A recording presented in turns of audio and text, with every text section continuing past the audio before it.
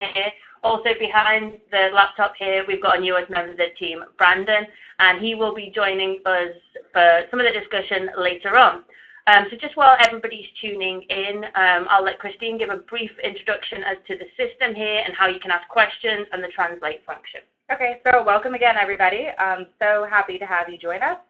If you're not physically with us right now, that means that you're watching this webinar later thinking, how can I finish up this application? So good job. For those who join us during this particular webinar, there are a few really cool features. First of all, you have the video feed so you can actually see us. Second of all, there is a chat box. Now, if you come in and you have a question, type your question in the chat box. Brandon, our new team member, will be compiling those questions later for our Q&A section.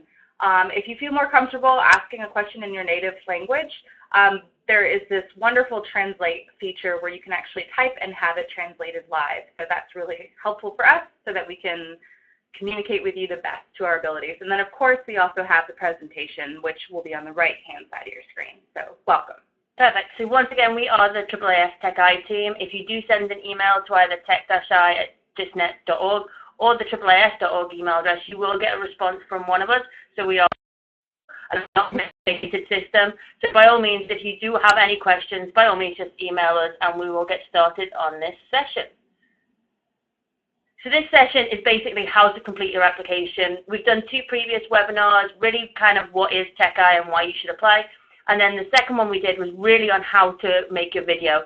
We will cover this briefly today, but if you do need any specific details on how to make a video, we do recommend that you watch that, and that is on our advice page on the gistnetwork.org site.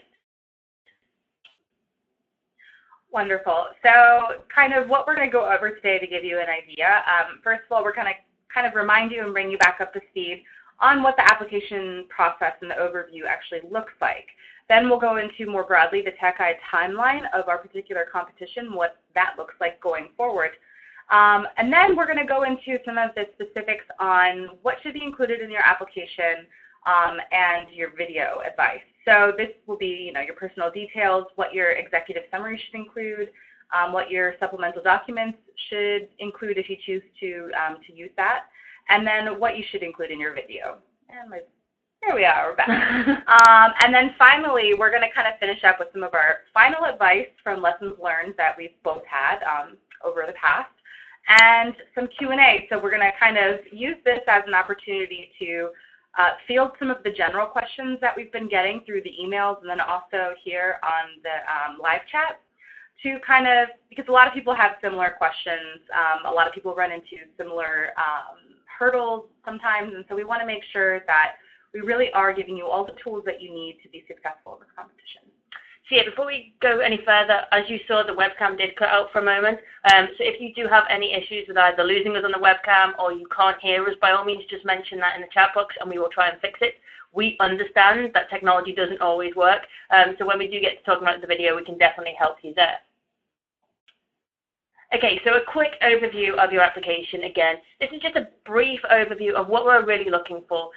There's been a lot of questions that have come in from people as to whether they are in the idea stage or the startup stage. We are happy to work with people on an individual basis to ensure that actually you are put into the right category. But as a very brief introduction as to this, for the idea stage, this can be as early as you've had an idea in your head, you've never put it down on paper before, you've never written anything, you don't have any prototypes or anything like that. It's really, really early on. For the startup stage, we consider these people to have maybe a business model already. You've got a team of people around you. Maybe you already have a prototype. You could already be a registered business and you're actually already out there doing exactly that. So you can see there's a very big difference between, oh, I've got an idea in my head, all the way through to I've got a team and everything's set up. Now, we understand that there's a big gray area in between those two, so we are happy to work with you on an individual basis. Alternatively, once you submit your application, if you put yourself into the startup section, and when we do the internal review, we actually think, oh, you might be better in the idea section, we will contact you and we will let you know and ask your permission to move you into the other section. And it's exactly the same with the next sectors that we're going to talk about. If we do move you, it is for your own benefit. We will not move you to disadvantage you at all. But just sometimes the way that the sectors go, you might fit in slightly better in another one. So regarding the sectors and the different applications we're really looking at, so there's 4 main fields. It is health, agriculture, energy, and ICT. Now, these might be big titles, but within that, we accept pretty much everything. We've had a lot of questions whether a healthcare application actually should be in ICT if you've got a website or an app for a phone, or whether it should be in health. Our advice is that we do put you into the health or the agriculture or energy sectors. At the moment, with our applications that we've got in, we do have a majority in ICT, so that is a very, very competitive environment. So we will just move you to the best of your advantage. But if you do have any questions as to which sector you fit best into, please just send us an email and we will be more than happy to help you with that. Great. So for the Tech Guide timeline, the application deadline for the competition is in 2 days. So it's on March 20th. Now, we will be announcing we have one bullet that's in here. So after the application deadline, we are going to be going into an internal review, and that's where Jenny was just describing. We'll kind of just make sure that everyone has their details complete and that they're in the right categories and the right sectors. Then we go to an external review where we have professionals throughout various fields do a review of your application. Those external reviews will determine who our semifinalists are. Now, those will be announced on the 8th of May. Semifinalists will have their executive summary and their videos go online for the global voting portion of the competition. The voting portion of the competition will happen in between the 8th of May and the 15th of June when our finalists will be announced. And then in July, we anticipate late July, the Global Entrepreneurship Summit will be held in Sub-Saharan Africa. We still don't have a confirmed date or a confirmed location, but we do know it will be in the last 2 weeks of July, and it will be in Sub-Saharan Africa. And that's where our Tech Guide finals will take place. So at that point, kind of in the stage, if you find that you're making it really far in the competition, which of course we hope you do, this timeline will be really useful for you to know when you should kind of, if you don't have a passport, if you need to kind of get some of your things in order to do a trip to travel to Sub-Saharan Africa, this is kind of the stage. But we'll work with you on that again, but just to kind of give you an overview. So yeah, I think my slide actually confused Christine because I missed out on a lot of dates on this. If you do need the full timetable that Christine has just given you, that is available in the program announcement, and it is also available on the website. But this slide, it was just those deadlines I think people are always asking about. It's when will I find out, when will I do this, when will I know these different things. So there's that, but the exact timeline that Christine's just said is available online, and I do recommend that everybody looks at that. Okay, so application specifics. So I'm going to go through the very first portion of the application. This is where you're going to complete your name, your country of citizenship, your country of residence, your email address, and your company and idea name. Now, I want to go through a few of these items specifically. First of all, please make sure that your details are accurate and correct. When I was sending out advice to different people at the different stages of their application, I've already got a huge number of applications where your email address is typed incorrectly. If your email address is incorrect, we will not be able to contact you to either ask you to improve something, or if you are selected as a semi-finalist, we actually need you to agree to continue in the competition. And if you don't have your correct email address in there, we won't be able to tell you the great news that you've been selected as a semi-finalist. So please make sure you check and check again that your email address is valid. Country of citizenship, we've had a lot of questions this year as we continue to grow this competition as to why there is such a limited number of eligible countries. So this year there are 86 countries. Every year the list is increasing. Back in 2013, only 35 countries were eligible to apply, and this year we're already up to 86. Looking forward, we already are looking for those countries to move forward and to grow next year so that we can become even bigger. But unfortunately, if your country is not listed in the country of citizenship list or in the program announcement, you are not eligible to apply this year.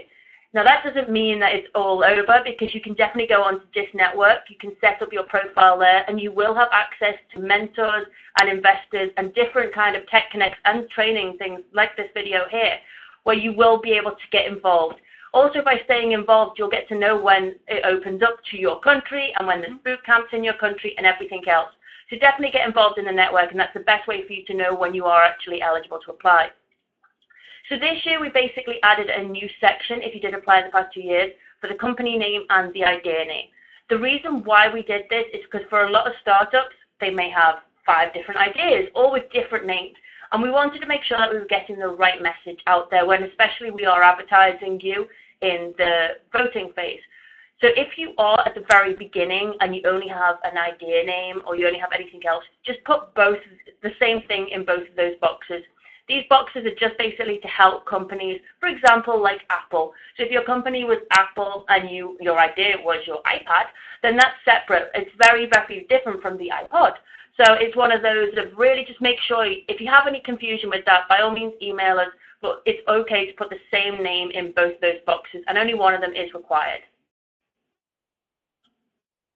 Oh, that didn't work. There you go. Okay, great. So for your executive summary, we've had a couple questions coming in through our emails asking, I don't really know what to write in the executive. So the executive summary, we have some kind of basic guidelines for you here. First of all, it can't be any longer than 750 words. So in short, this should not be your complete business plan. This can't include any kind of graphics or anything like that. Those go into your supplemental documents. It has to be written in English. If it's not in English, we sadly cannot guarantee and cannot say that it will be read or understood, and so it can't be judged fairly. So it must be written in English. As for the structure, these are exactly the elements that you are going to be kind of rated on by our external reviews. The significance and relevance, which is the why. Why do you have this product? Why do you have this idea? Meaning, what's the problem? So it's kind of the what and the why. Where is the problem, and why is it relevant for your community or your village? Then the scientific and technical merit, meaning how. How are you going to go about solving this problem? So now that you've identified the why there's a problem, how are you going to fix it? So this is kind of your opportunity to talk about if it's a technology that you're introducing, if it's a service, talk about how you're going to do that. And then finally, the commercial potential. We want to know who is going to benefit from your idea or from your service or startup. So who are your customers going to be? Are they going to be local? Do you have a chance to expand them in the future? We kind of want to, not we as in Jenny and I, but the judges and the reviewers want to be able to understand where you're going with this particular project to see what the full potential is. And so that's kind of the easiest way to break down what you should include in your executive summary. You can be as short and sweet as you'd like. Just make sure it's very clear and concise. You can just lay it out even in bullet points if you need to. What you're doing, why you're doing it, how you're going to do it, and who you're going to do it for. So the exact criteria you will be graded against is in the program announcement, which is available online. This recommended structure really is built from Christine and my experience. We know that the best applications really grip us when they're broken down into these 3 sections. And we've worked with a number of people now who, when we've guided them through this is the way that you actually should work, it really does show a benefit for the applications that are there. One thing I will say is we do not accept resumes in your executive summary. So if you want to sell yourself, and that's absolutely brilliant, by all means, put your resume in a supporting document if you wish, but your executive summary should really be about your product. We can learn a lot more about you as an entrepreneur later in the competition where we really will highlight you. But to begin with, you really need to sell your idea. If you spend a lot of the 750 words talking about yourself, the experts really will struggle to kind of understand, oh, well, what is the idea? Is the idea good or is the person good? And remember, this is a competition to figure out the best idea and the best startup. So just to answer one of the questions that has just come in right now, can I apply with more than one idea? The answer is no. And we actually only accept applications from one application from each person. The reason why is that we can definitely make sure that we are getting the fairest amount. We know that a lot of people have hundreds of ideas. So we really want to make sure that at this point it's only one idea from each person. Now, the great thing is if you are part of a team, so if Christine and I here were to apply, or we had 2 ideas, I could apply with one idea and Christine could apply with another idea. So it really might be a case of working with the people around you to think about this. I've also spoken to a number of people where somebody has an idea and somebody has a startup, and can they apply in both the idea and the startup? I'll once again recommend, if you've got a team around you, think which one you would be better leading and which one Christine or your other teammate would be better leading. Christine cannot fly, obviously, but you make sure you've got other team members around you. So that is really the best advice. If you do have 2 ideas or you have 3 ideas and you're really unsure as to which might fit best into the competition, by all means, email us at TechEye and we'll be able to work through that. And we have done this with a number of people that we'll sit down and we'll read through 3 different applications and we'll think, oh, this one will fit best and will probably be successful in the competition. So definitely just kind of think about that, and you can always email us if you do have any questions with that. So now we'll talk about the video. This seems to be the biggest sticking point always in the competition. And we receive a lot of questions that people can't make it. Our biggest advice, and we will go into how to make a video very briefly in a bit, but is to just kind of think outside the box. The specifics for it are that it cannot be longer than 90 seconds. I cannot say this any clearer.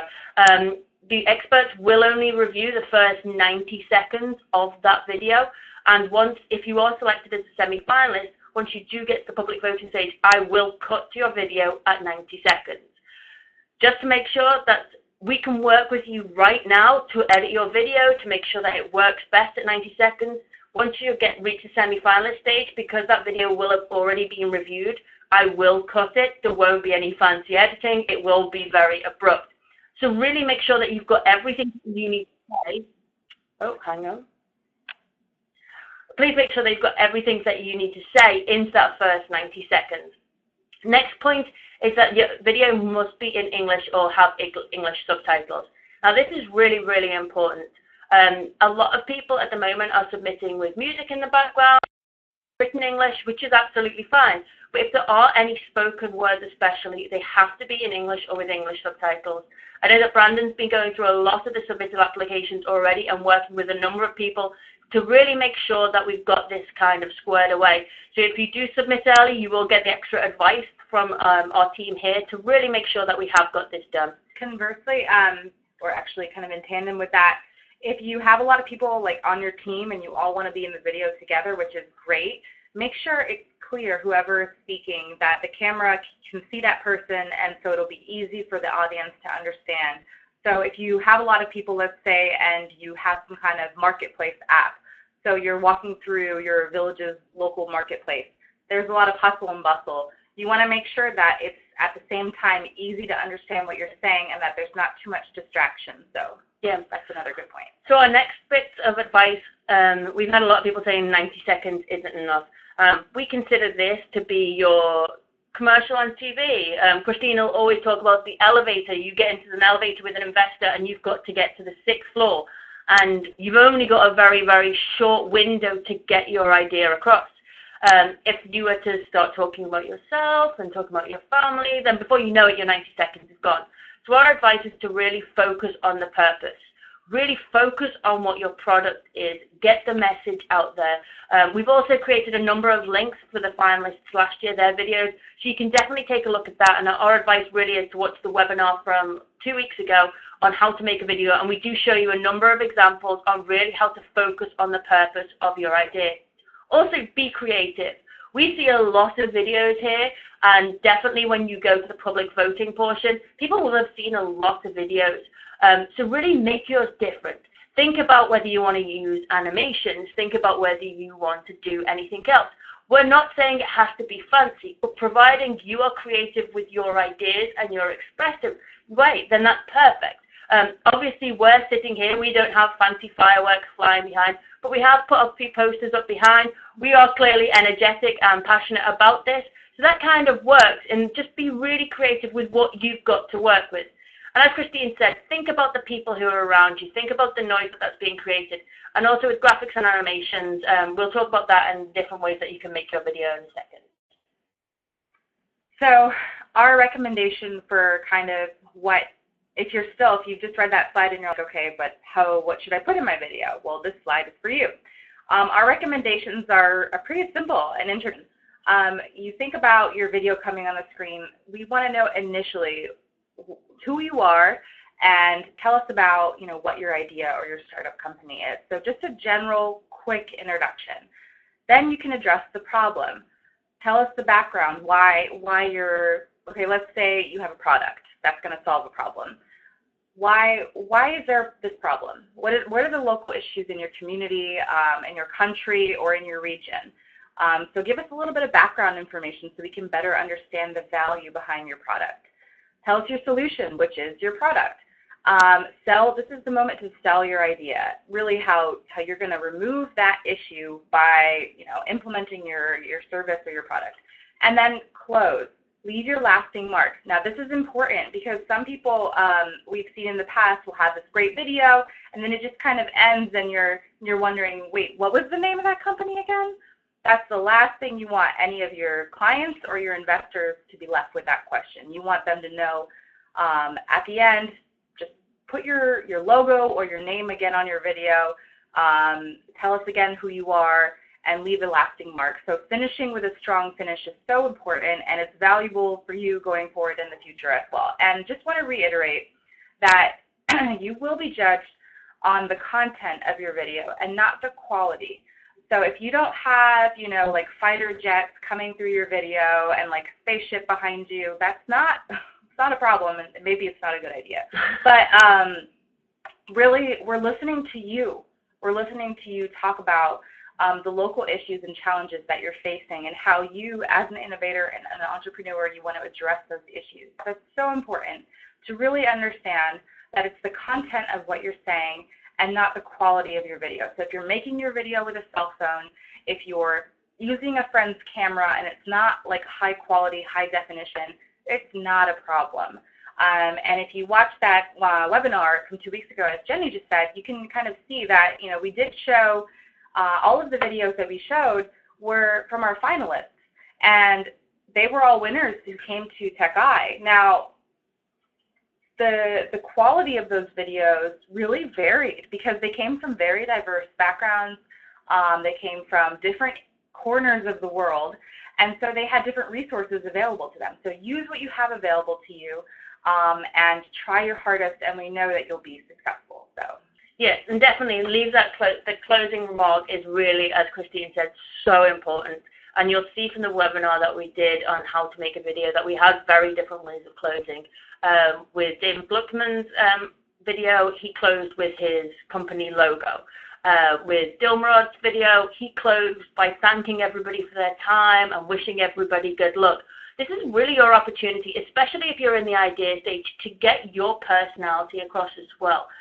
Obviously, if you're in the startup stage, you've probably got a lot more to show. You've probably got a lot more technology. You may even have a prototype to show. You might have images to show or slides or anything. But the idea stage, really get your personality out there, because it is that entrepreneurial spirit that the experts want to see. It's that entrepreneurial spirit that once you get to the voting portion, that really investors will look at. And we cannot emphasize how important this video is. This isn't just for the competition. In the voting stage alone last year, 4 people had their entire projects funded because their videos were online, because of this opportunity that was given to them. So really, really think about how you can sell yourself best to the world. Consider this your 5 minutes, well, it's 90 seconds, but your 90 seconds of fame that really we're going to put you all over the world, all over the internet. And this is really how you want the world to see you. So talking about that, exactly what Christine said, on really how to make a video, we don't expect you to have fancy equipment. We here at the AAAS team, we don't have fancy equipment. We are doing this webinar with a laptop, and amazingly, the webcam has continued to work so far. It certainly didn't the other week. But it is one of those, if you use the equipment around you, if you are applying from a laptop, if you are applying from, we had one person last year who was applying from Malawi, and he used his university computer lab to really kind of use and film his video. If you've got a webcam available, then that's perfect. If you've just got a cell phone, then definitely we've had a number of people doing selfie videos, or we've got people who friends have stood there and been able to film around. We had a number of applications last year where people, especially in the agriculture sector, would take us out into their fields and show us with their cell phones. So by all means, use the equipment around you. If you are slightly further along the line and you might have a big fancy video camera, then definitely use that. Use whatever you've got. but you won't be given extra bonus points if you're using a big fancy camera versus if you're using a cell phone and doing a selfie. Also, if you don't have any of that available, or if you don't feel comfortable being in front of a camera at all, then you can also use software. You can create a PowerPoint presentation and have slides that comes in there. What we do recommend is that it has to be animated. We cannot just accept a PowerPoint presentation. You are able to talk over it. You are able to play music over it, and we've had a number of them come in. I will also recommend Powtoon.com. We're seeing a lot of animations come in this year, and this is brilliant. The software will allow you to make the videos for free for the 90 seconds that you are required. It will give you timelines, so you can definitely be very, very strict with how it works. You are able to talk over parts of the video. You are able to use animated voices over parts of the video. You can use music. You can include photographs. So if that really is, I think that might fit better with myself, then by all means use that software, and that's a great opportunity for you to do that. Great. Okay. That's some work again. There you go. Okay. So you're supporting documents. Every applicant has a maximum of 2 supporting documents. Now, these documents must be in English. If you submit a 200-page abstract in Russian, the likelihood of any of our reviewers being able to understand that and read it is very, very low. I'm just going to be bold and say that it's probably 0. So it must be in English. Now, your supporting documents should support your executive summary. Now, also keep in mind that our expert panel, they're not required to view your supporting documents. So a good example of what we actually have here, some examples of what supporting documents could be: statistics, spreadsheets, diagrams for your business models, charts, graphics, if you have a prototype, maybe like a picture of your prototype, something like that, or your resume if needed. Resumes are not required. Resumes should not be in your executive summary. Now, what you should do to draw the external reviewers' attention to your supporting documents, if they're important to your application package, is mention them in your executive summary. So you can say, our business forecast is predicted to be A, B, and C as shown in the supporting documents. And then take your business model or your forecast graphs and put them as a supporting document. So that's kind of a really good example. If you have statistics, if you are a startup and you've already kind of sold some units, or if you've already kind of been in business, you have statistics on kind of that support your background information on why your product is necessary, just make reference to them just so that, if they are important to your package, that the reviewers do take note when they're reading your executive summary and that they will take a look at them then. Yes, exactly what Christine said. The documents in the supporting documents are there to support your executive summary. If you send in your 600-page company bio, it's not likely that anybody's going to read it. But then it might be that somebody can look at it and go, oh, they've at least done this for the stage that they are at in the competition. So it really is one of those of think about this. This is also a great opportunity to put people who are in your team. So if you are further along the line and you're a startup and you've got mentors and you've got a full team, this is a great place to do a flow chart of your team there and refer to it with our team structure is as predicted. It is set up as in the supporting document. So that's a wonderful idea. So the experts will actually look at that and go, brilliant, I'll go here. The worst thing you could possibly do is to try and list everybody in your executive summary, because by the time you get all of their names, you'd probably hit your word limit. So it really is one of those of think of how it can be there to support. Exactly what Christine said. So we've had people include a number of spreadsheets from Excel and things like that, so that they have got business plans and that they've got a lot of statistics and everything else. What we don't need in your main executive summary, and I will just go back again, is a lot of references. So if you are giving us a lot of facts and figures and you've got a lot of references that you really have done to show you really have done the research, you can actually do all of those references in a supporting document rather than tying up that 750 words. All it needs is a closing line at the bottom, all references, see supporting document. And that's a great way of actually kind of really utilizing the extra space you've got here. Also, in your supporting documents, If you want to put kind of your business model or you're really going into more of the technical information, please just be aware that no one else will ever see your supporting documents. We will never put those online. They will only be available to the expert reviewers.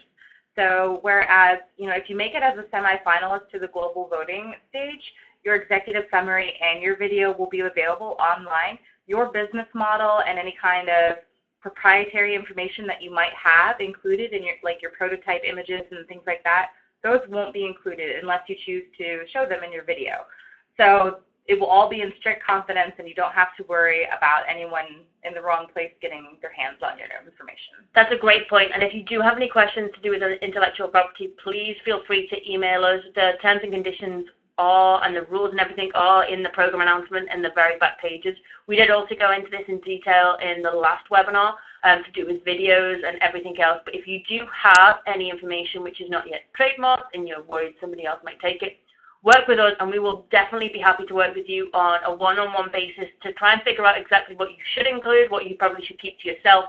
And we can end up altering your executive summary if need be to make sure that you aren't losing any of that once you are selected as semi-finalist.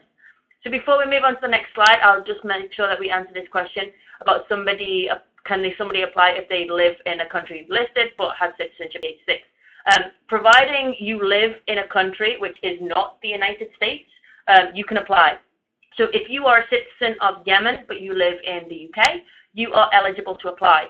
If you are a citizen of Yemen but live in the US on a permanent visa and you are a permanent resident here, you are not able to apply. If you are here on a student visa or a temporary visa, then you are eligible to apply. But providing you are a citizen of one of the 86 countries in the world, you can live wherever you are. You can also be a dual citizen. So let's go back to the Yemeni example. If you are a dual citizen of Yemen and the UK, I don't even know if that's possible, but if you are a dual citizen there, you can do that and you can be living in Dubai and still apply. The only time you cannot do this is if you are a dual citizen with the United States. If you do have any questions with regards to citizenship, please let us know and we will be happy to help you, or they are all laid out in the program announcement. So a few pieces of advice from and I here. Really think about the best person to lead your team. Now, you might not have a team, and this is a big thing to say. A lot of people, especially at the idea stage, are independent, and they don't have a team around them. So if you don't have a team, do not worry. Not a problem. Not a problem at all. But we do have to understand that as you progress, you are going to develop a team. You be the CEO, and you're going to have people around you to help. So if you have a team, think about the person who might be best to lead your team. It might not be your CEO. It might not be who you think is going to be best.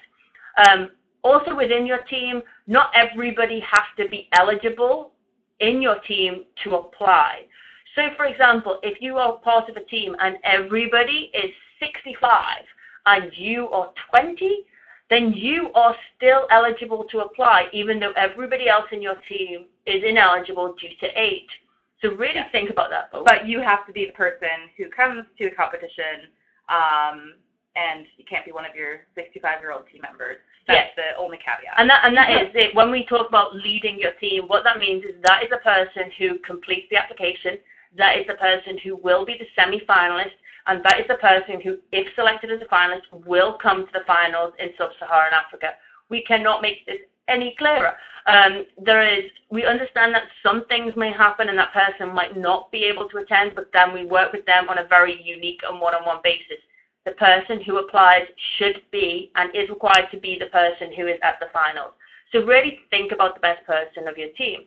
So you might have somebody in your team who doesn't speak any English, but is the brains behind the entire venture. Yeah, there you go. I couldn't remember the word.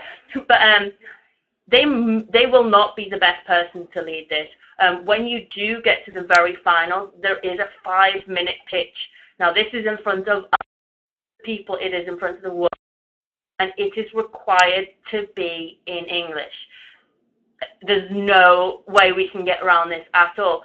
So really, if the brains behind a team does not speak English, it might be better to really think about who has that skill most. Yeah, you can even think about it as like spokesperson for this competition. So if you have somebody who is the brains behind your operation, where they're very technically sound, but perhaps there's another team member who is more eloquent in public speaking, who has a better command over the English language, and is able to converse more kind of fluently in English, it might be a good idea to kind of nominate in this particular competition that individual to be the spokesperson for your team. Now, all the training materials and the information will be shared amongst your team, after the Tech Eye finals are over, and so you'll all be able to benefit from that in the end. But since only one of you is able to come, you really want to make sure that you're thinking, if you're in a team, from the beginning, how to make yourself as strong as you can be. So we've gone on a lot about being able to speak English, and we both understand that that isn't easy, especially for a lot of students. So really, what our best piece of advice to you is if English is not your first native language, then really practice this. Definitely practice with a friend, practice with family. Make sure you're getting the right message across there. Often things can get lost in translation, and you really have to make sure that you're trying to do this. So definitely practice if you're in school, practice with teachers, practice with family members, and we cannot go over this, especially with the video. Practice and keep on going through it. If you want to create a video and then send it to us or submit it, we are kind of reaching our deadline moment, but we have got time to be able to review it really, really quickly and get back to you with advice. We have done this with a number of people. Another thing to do with this, and I know we're going way off our advice, but I keep on thinking of more advice, is if English is not your first language, definitely be sure to try and slow down as you do speak. I am a very quick talker, and I know that. And English is my first language, so it makes it even more difficult. But it is one of those, if English isn't your first language and you speak very, very quickly like I do, it will be very difficult for experts to be able to really pick up on what you're saying. Also, once you go out to public voting, you may confuse people as you go.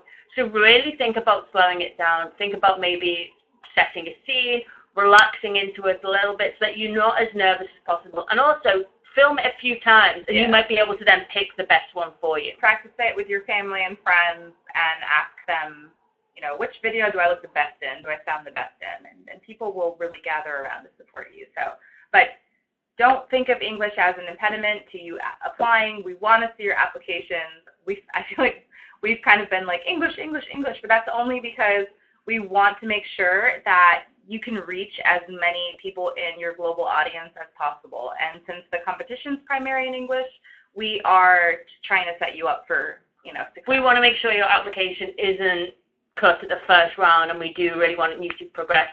So basically, the next point is sell your idea and product. So we've seen the most amazing videos and applications where people are so passionate, and this links into the next one, so passionate about their product, and we become passionate about it. We become that we want it, we need it in our lives because, yes, this is what happens. So this is your opportunity to really sell your idea. This is your idea. Show the world how amazing you and your idea are. That's the best possible way forward. It might be that you think, oh, actually, I've got an idea, but no one really wants to know about it. But if you're passionate about it, show that passion, because I guarantee you're going to connect with at least one person out there who thinks, yes, actually, we do need this. This is a great idea. Christine and I always have our favorites, and I guarantee Brandon already is starting to have his favorites in the videos that he really kind of sees. And those are the ideas that they really sell the ideas moving forward, that you understand from the outset exactly what is being done. Also, you've got to share your excitement. We are excited about Tech Eye, and we are excited about everything to do with it. And this whole process is going to be very hard work for every week, but it is very, very exciting. When we went to the Global Entrepreneurship Summit last November, the level of excitement for the 2 days was exhausting. After 2 days of it, we just couldn't deal with the amount of excitement that was going on. So that's just kind of, sorry, I got distracted by your question, but that really is show the excitement moving forward.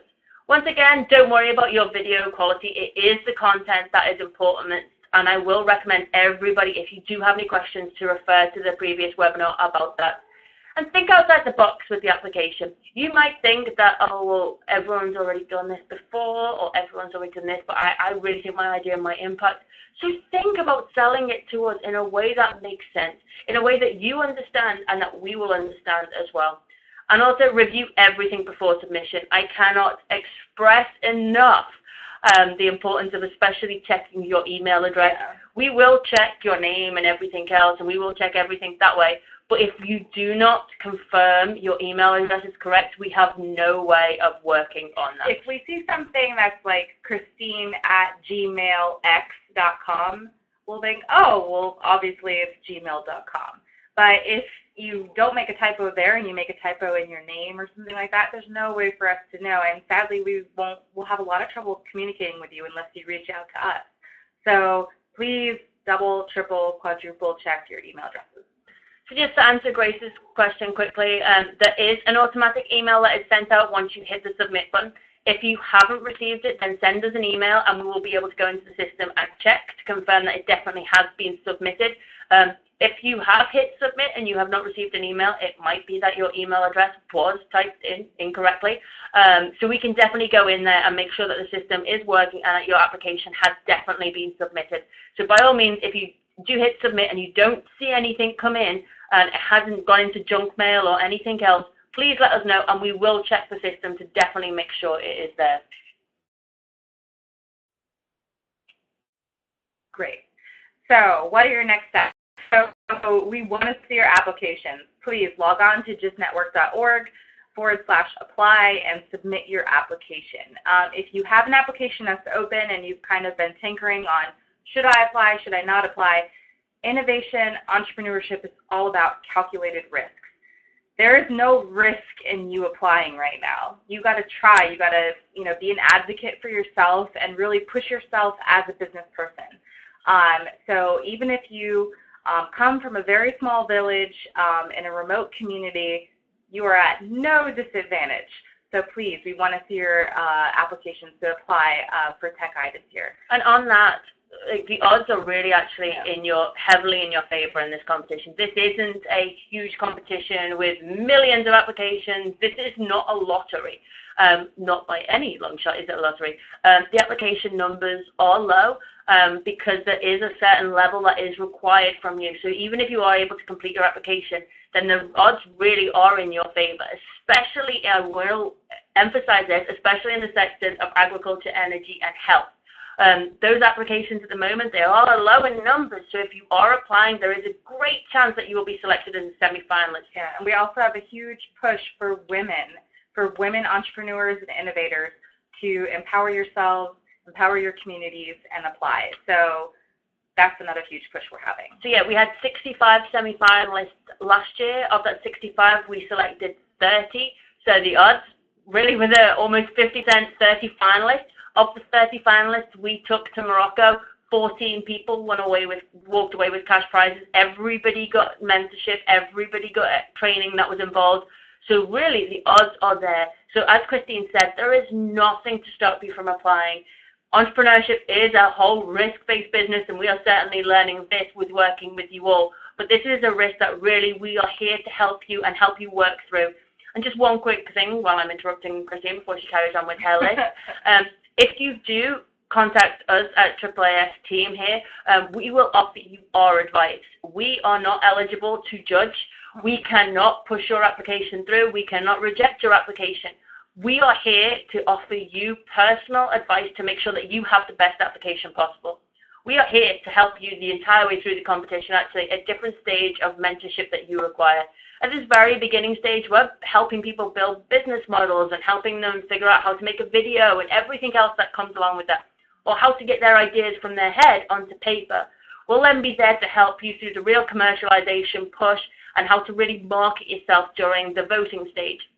So really consider us as a set of mentors that you never even knew existed, because we really are here to help you, and we're not here to just do this for everyone. We're here to help everybody who really wants. We want your ideas to get out there on the public stage. Absolutely. So email us your questions. If you feel like there's something that might be a roadblock for you, or if you have a question and you're not sure about it, jot it down in an email and send it to us. This is our job. This is why we are here. We are here working on this competition and working for you. We have no bias, meaning just what Jenny said. We can't guarantee and we can't, sneak your application in any way, shape, or form. But what we can do is offer you advice and recommendations based on our experience in the past, which is really valuable for you. So please ask us your questions. Don't be shy, and please reach out to us if you need anything. Participate in the GIST Network discussion boards. This is another opportunity for you to really get those questions to a larger audience just beyond the three of us that are in this room now. So please participate in those. And then also, if you haven't had a chance to watch some of the previous webinars that we've referred to, you can watch them online at gistnetwork.org/advice. The address is right there. And so in addition to those webinars, we do have some general advice for your application. Check that page out before you, hit submit for your application, just to make sure that, you kind of have all your bases covered. Now, just something I want to mention, if you submit your application and then 10 minutes later you think, oh, wow, I forgot to mention this, and it's before the deadline, you can actually log in and make those changes on your own and then resubmit. So up until that application deadline, until it closes, you have liberty to do that. So please, if you maybe applied 2 weeks ago and you've submitted something, but you think, oh, I have this great prototype photo now and I want to add it, you can certainly do that. And you can do that. If you're not able to change that on your own, email us and we'll help you. And on that, if you have already hit submit and you go in and change something, you will not get another confirmation email to say that you have submitted. What you can do is, if you definitely want to make sure it's happened, you can email us and we can go into the system and check it is definitely there. And that links into when the bookmarks into questions. And actually, the first question that I've got, which has been asked a lot, is kind of linked straight from that. What to do if you can't upload your video, or if you can't upload a supporting document or anything else. There's a number of reasons that this might not be able to happen. You might not have internet connection that's good enough to basically upload it. Your video might be in the incorrect format for this. By all means, if you are having any difficulties uploading any of the materials, email us and we will work with you on an individual basis to ensure that these materials are uploaded. We can do this via a number of different ways. We can get your video from YouTube if you've got it there, if you put it there. We can do this through Dropbox and Google. We've got that many different alternatives. We will do everything possible to ensure that we can get your video and your documents uploaded. Just don't wait until the last minute to send, our team those materials, because we want to help you as soon as possible, and it'll just help ease the process, because we'll get a lot of questions towards the deadline. And so if you have your video now, send it now. Don't wait, and then we can get you taken care of sooner rather than later. And just on that, we are getting very, very busy. So that's why we do have our third member of the team who's sitting behind this laptop. So guaranteed a lot of you will have already been speaking to Brandon about different parts of your application. We are getting busy on email, so if you do have any questions, get that email in quicker than normal. The deadline is at 12 o'clock noon on Friday, and that is New York time. So if anyone has any questions, that is GMT -4. So if you have got any questions going on like that, that is the deadline time. Please do not leave it to 1 minute before the deadline and ask us for help, because I guarantee that we will be pretty busy and we won't be able to get anything submitted at that time. But we will love to help everybody over the next 2 days to really answer your questions and anything else. I've had a couple of questions come in on the email that have really been about content of the video. So I've had some folks who, just to kind of give an example, they have some kind of video clips that they want to take of villages that their product is designed for, but maybe they're in a particularly risky area, or they have remote trouble actually getting there. And the answer to those questions, to the question of what do I do in that situation, is certainly don't put yourself at risk to make your video. Also, you can certainly go online and use Google. In some situations, people have already taken pictures of those villages or those communities, or even photos of maybe different villages or communities that have a similar look. The photo credit can be given in the bottom corner, but use the internet to your advantage. Now, I'm not advocating anyone to plagiarize any type of video or news reports or pictures. You know, you need to give credit where it's due. But use the internet to your advantage. So if you, even if it's not even necessarily a dangerous area, even if, let's say, you're from Zambia, for example, but you happen to be living in Florida, obviously you can't make videos of Zambia. So use the internet, use your community. If you have friends back home, to your advantage. You know, the world is shrinking, so to speak, meaning that it's easier for communication to kind of be spread around the world. Use that to your advantage when you're making your video. And so there's no, also, if you're making a video about a Zambian community, there's no reason that you have to show that community in a video, especially if you're not physically able to. So just keep that in mind, and that's part of what Jenny was talking about in being creative and thinking outside the box. Use some of those websites that she recommended because they really can be useful. So on that, we've had a number of questions to do with kind of hard issues, given the world that we live in.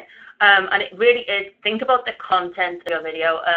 We're not necessarily all about the shock factor here, and if there is anything that is too extreme, we will kind of pull the terms and conditions.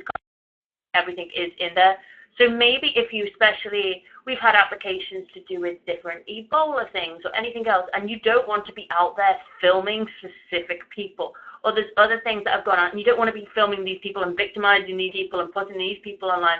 This might be a perfect opportunity actually to use one of the animation software to kind of really show a video, and it might not get the message across. Maybe your message is to be the hard-hitting reality of this is it, this is how it is. But really think of how the public will receive this.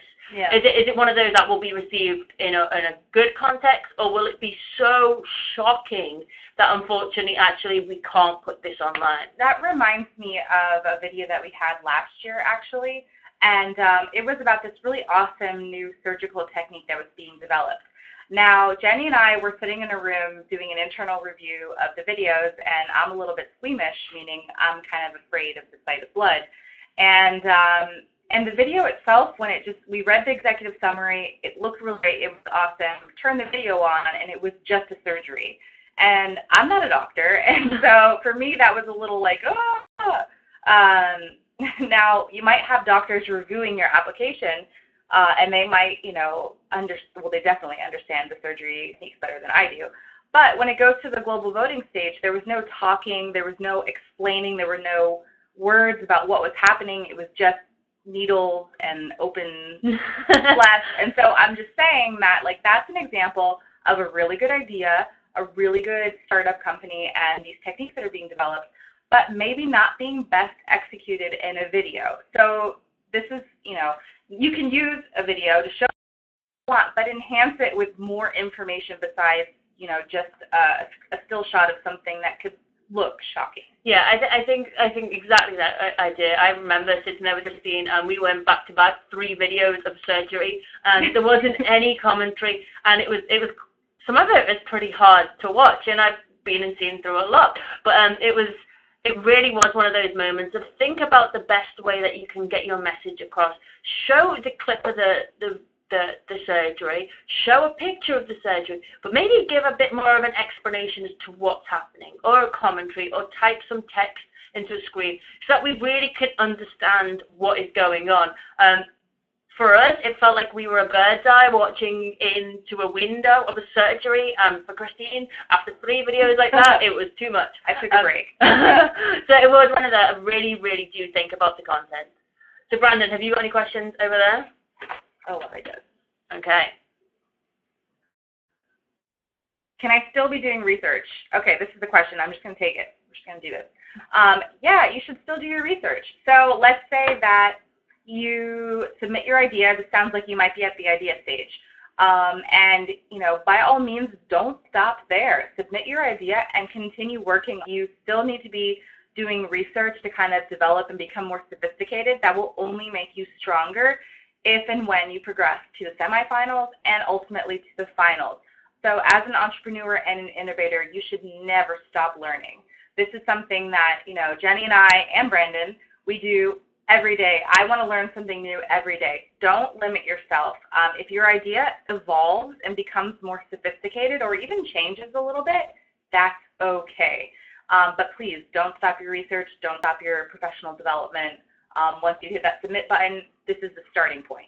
So on that, if it is a research-only submission, they are not eligible, and that is listed in the program announcement. There has to be some outcome. There has to be something there that you're actually looking to do the research for. So yes, exactly what Christine's saying. If you are in the idea stage, we don't expect you to have all the answers. We don't expect that for you to apply today and for your project or idea to be in the same position when you attend the finals in July. Things progress.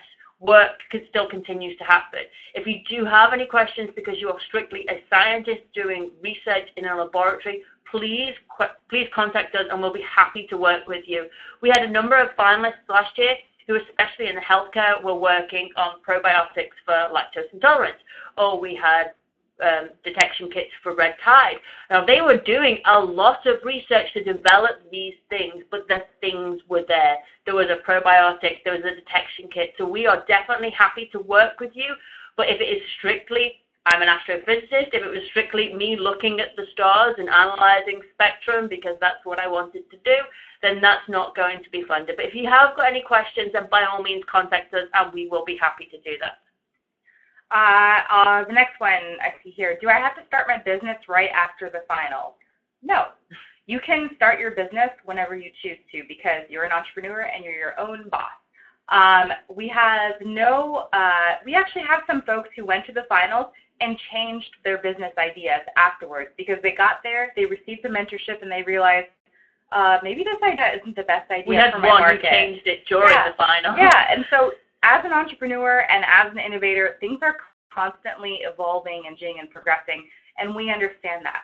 Now, if you have the right tools and you are winning first place in our competition, and so you have a little bit of seed funding, should you, if you can? Sure. Of course, we encourage that. But we don't have any kind of contract agreement that says, you need to go into business on this date. It's not like that. The point of this competition is really to inspire a young generation of entrepreneurs around the world, and that's what we're trying to do. So no, you don't have to start your business right after the competition. You might find that you do. So the reason is, and I will say this, if you are selected as a semi-finalist, the public voting stage is not a passive stage at all. You will be heavily involved and you will be massively out there pushing your product and really recruiting people and everything else. The level of interest you build during that month, it then feeds into you then attending the finals if you are selected as a finalist. At the finals, you will receive 2 days of training. You will then be put on a massive world stage.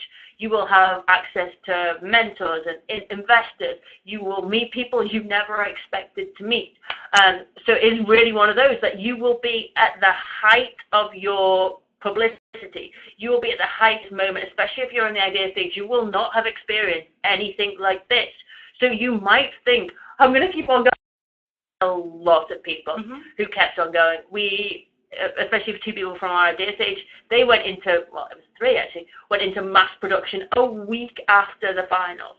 And it was just the momentum of everything building. So while you might think, oh, I've just got an idea, I'll apply because it's just a competition, and then I'll get some money, and that's it, I don't have to do anything with my idea, I guarantee that will not be the case. Yeah. I guarantee you will get the training, you'll get the exposure, and you will run with this idea. And that's what's happened with all of our finalists. And if you haven't been keeping in touch with the GIST Network, Facebook and Twitter pages, you'll see every Thursday we are going back and revisiting some of our finalists to show just what they've done. Now, bearing in mind our finals last year were only in November, so we're only a few short months that things have happened, but things have progressed so much, we couldn't in our wildest dreams imagine such a successful bunch of people. So that's it. Okay, I think the rest of the questions that we've got here have actually been answered. So if anybody has any questions, then by all means add into the chat. Christine and I will just offer our final words of advice. really grasp this opportunity for the video. It is an amazing opportunity and should not be seen as a hurdle. Watch our previous webinar, and that really will give you the tools you need. We also used several examples from last year, as Christine said, are really great examples as to what is accepted, what isn't accepted. You don't need to. You'll see one of the videos in the webinar was exceptionally dark. The lighting wasn't there. She was filming a screen. Then it was very difficult to see. Sorry, we lost our screen. How perfectly timed. It was very difficult to see, but the content of what Cynthia was saying was amazing. And Cynthia went on to win our Best Female, and she went on to win our second place prize as well. So she walked away with huge amounts, and she's so phenomenal with the work that she's doing right now. So definitely think about that and use this to the best of your opportunity. Yeah, and I have to say that being surrounded by young entrepreneurs and innovators, you guys are all really exciting people to be around. You have an energy about you. You have a drive. You have ambition. Show that to us. Show that to us in your video. Show that to us in your executive summary in your application, and empower yourself. Apply. Give yourself an opportunity that you didn't have before, which is this competition.